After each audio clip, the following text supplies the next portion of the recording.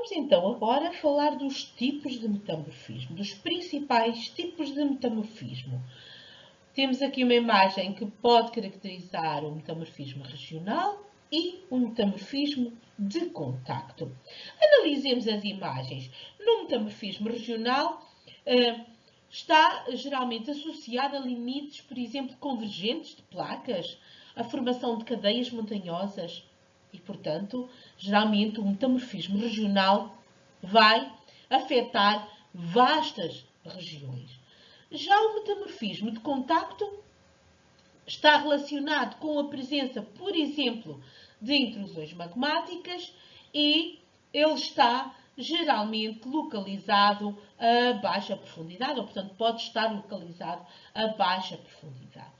Ora, os fatores de metamorfismo que vão afetar um tipo e outro vão ser muito diferentes. Será que conseguem dizer quais são os fatores de metamorfismo que vamos ter mais relacionados com o metamorfismo regional? Quais serão? Relembro: pressão, temperatura, o tempo e a influência de fluidos. Quais serão? Muito bem! Os fatores relacionados ao metamorfismo regional serão, com certeza, os fatores relacionados com as elevadas pressões e compressões que os materiais vão estar sujeitos, uma vez que existe aqui, notoriamente, um movimento convergente, um movimento que vai realizar compressão nos materiais que existem. Ora, estes materiais, sujeitos a pressões muito elevadas, vão ficar instáveis e, portanto, vão ser obrigados a recristalizar, a mudar a sua forma. Também a temperatura, eventualmente, com algum afundamento destes materiais, vão estar sujeitos a temperaturas cada vez mais elevadas. O outro fator é aquele que é o mais importante em geologia, o tempo. Esse, obviamente, será muito importante para que nós tenhamos alterações que sejam notórias, significativas de umas rochas para outras, portanto, do tipo metamórficas. No metamorfismo de contacto, aqui o fator mais importante, obviamente, será a temperatura, porque uma intrusão magmática irá fazer com que as rochas encaixantes estejam sujeitas a temperaturas mais elevadas, mas também a influência de fluidos do próprio magma, portanto, que vão poder migrar e contaminar as rochas encaixantes, as rochas que estão ali à volta daquela intrusão magmática. Obviamente, a temperatura, os fluidos, mas também o tempo, o fator tempo será decisivo. Fatores de metamorfismo que atuam aqui: os minerais deixam de ser estáveis devido à compressão, devido à pressão elevada que se faz sentir. Também a temperatura. O aumento da temperatura faz com que os minerais deixem de ser estáveis e recristalizem ou formam-se novos minerais. O fator mais importante, o tempo. Obviamente que as alterações das rochas pré-existentes não ocorrem de uma forma rápida, mas necessitam de muito tempo para ocorrer.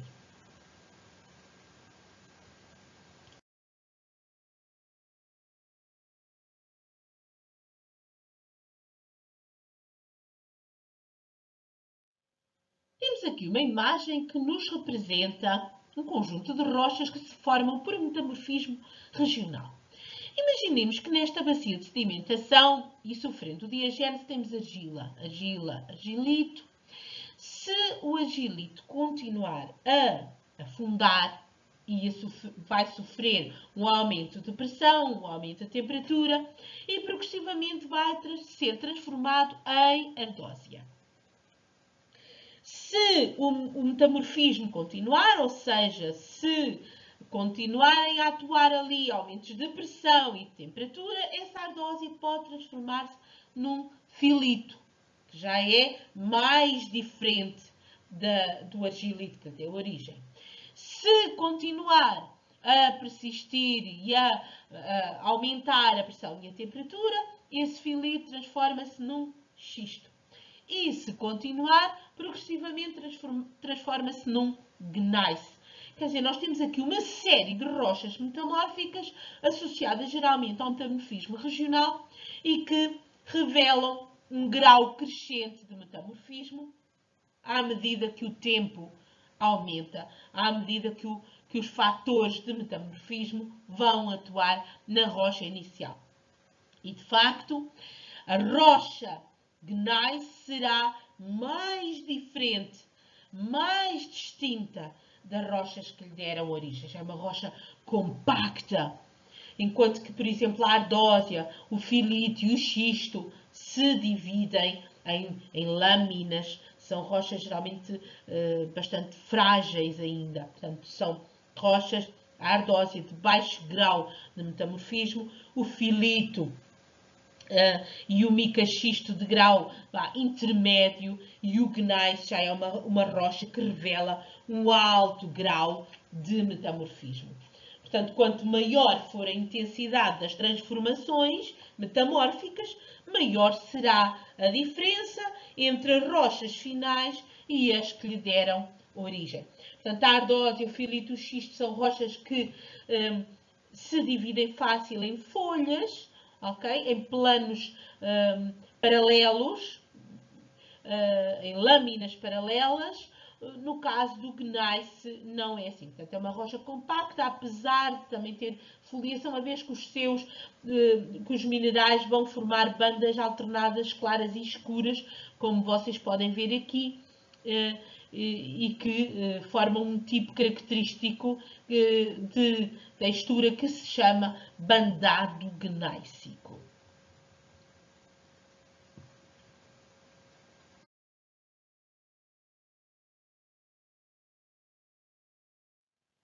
Analisando o metamorfismo de contacto, portanto, o metamorfismo relacionado com a presença de uma intrusão magmática, é óbvio pensarmos que as rochas encaixantes que tínhamos aqui anteriormente vão sofrer uma alteração profunda.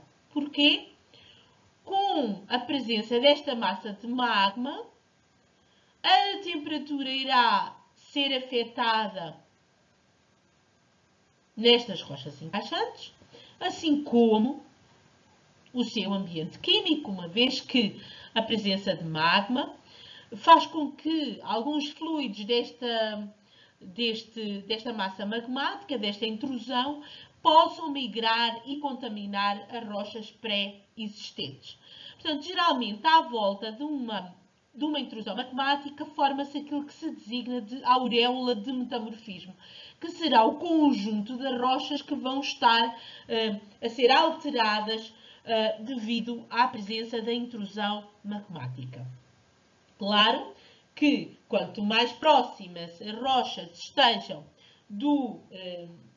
da massa de magma, maior será a sua alteração, uma vez que a temperatura será maior, mesmo a movimentação de fluidos que vem deste magma também será mais notória. Portanto, as rochas que estão mais próximas da intrusão magmática serão aquelas que irão sofrer maior metamorfismo, maior grau de metamorfismo.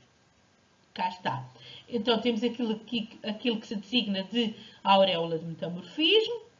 Os fatores principais que vão atuar aqui serão, obviamente, a temperatura, que irá aumentar, mas também a circulação de fluidos, que vão contaminar, vão alterar o ambiente químico das rochas encaixantes, vão potenciar, por exemplo, o movimento de água transportando diferentes substâncias dissolvidas e que vão alterar as rochas pré-existentes, obrigando-as a recristalizar ou eventualmente a formarem-se novos minerais mais estáveis nestas diferentes condições que são agora notórias aqui com a intrusão magmática. Portanto, a ação de fluidos e, obviamente, um fator muito importante, o tempo. Obviamente, o tempo. Agora vamos então.